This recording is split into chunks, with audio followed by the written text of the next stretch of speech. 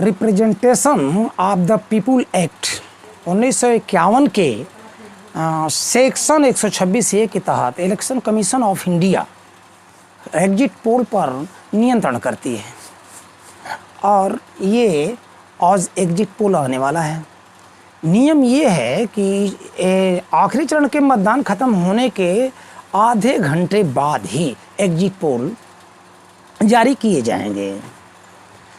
तो exit poll कभी सही होते हैं, कभी गलत भी होते हैं।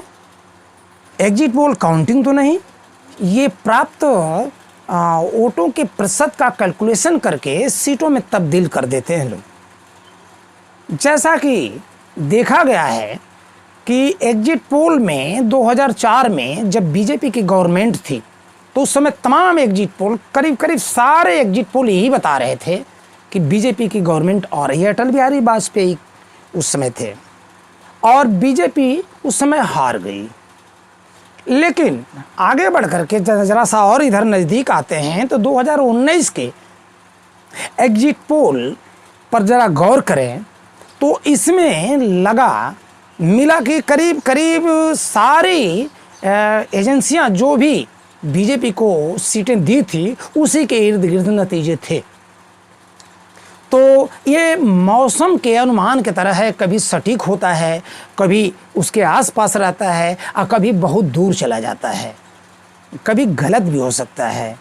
तो हम इसके लिए आप लोग तैयार रहें। एग्जिट पोल तो आएगा, वो तो देखेंगे, लेकिन ज़रा हम उसके अनुमान के बारे में बता रहे हैं कि यहाँ प्रशांत किशोर जी जो हैं उन्होंने रणनीतिकार हैं, चुनावी रणनीतिकार हैं और उन्होंने अनुमान लगाया कि बीजेपी 303 से एबव ही सीट पाएगी।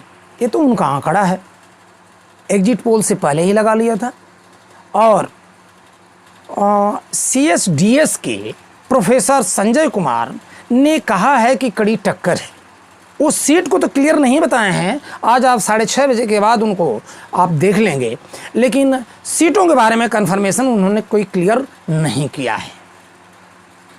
और इसके बाद योगेंद्र यादव ने कहा है कि बीजेपी की करीब ये 2024 के चुनाव में बीजेपी की सीटें 80 कम हो रही है उत्तर भारत में, लेकिन बीजेपी उसको भरपाई कर ले रही है दक्षिणी भारत से करीब 30 सीटें।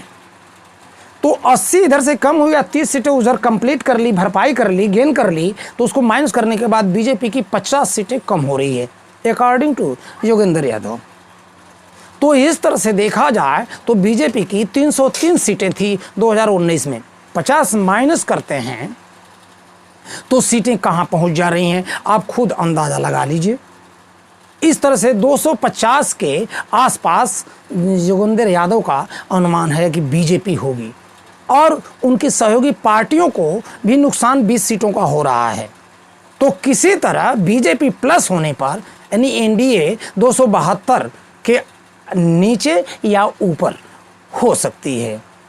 तो ये तो रहा अनुमान और इसके लिए इंतज़ार हम भी करेंगे कि 6:30-7 के बाद देखें कि सीटों में क्या एग्जिट पोल किसको कितनी सीटें मिल रही हैं ये दिखा रहा है। एक चीज़ मुझे देखने को मिला कि मैं खुद सैकड़ों आदमियों से बात किया तो मुझे एक भी आदमी ऐसा नहीं मिला कि जो ये कहता हो कि हम बीजेपी को 2019 में नहीं दिए थे लेकिन 2024 में वोट देंगे। इस तरह के लोग मुझे नहीं मिले। एक भी 100 में से एक आदमी भी ऐसा नहीं मिला कि जो ये कहता है कि बीजेपी को तो हम वोट नहीं देते थे लेकिन इस बार ज़रूर देंगे। हाँ, बल्कि 2 लोग 3 लोग उसमें ज़रूर मिल गए कि जो ये कहे कि अभी 2014-2019 में मैंने तो बीजेपी को वोट दिया था लेकिन 2019 में 14 में दिया था लेकिन 24 में वोट उनको हम नहीं देंगे। तो इस तरह सीटें किसके निकल रही हैं? यहाँ तो डेमोक्रेसी बचाने की बात होती है, कॉन्स्टिट्यूशन बचाने की बात हो रही है। कुछ स्विंग वोट है दलितों का। मायावती जिस तरह से लूज हैं इस इलेक्शन में 2024 के, जिस तरह से निष्क्रिय हैं, उनका इलेक्शन में इस तरह से लड़ना कोई मायने नहीं रखता है और ये हो सके उदासीनता पैदा कर रहा है जो उनका दलित वोट है 10-12% जो भी बचा है जेन्युइन। अगर उसमें से 4-5% भी इधर उधर खिसका तो आंकड़े चौंकाने वाले भी हो सकते हैं। और ये रहा 2019 का सर्वे किया हुआ एग्जिट पोल जो कि आपके स्क्रीन पर है।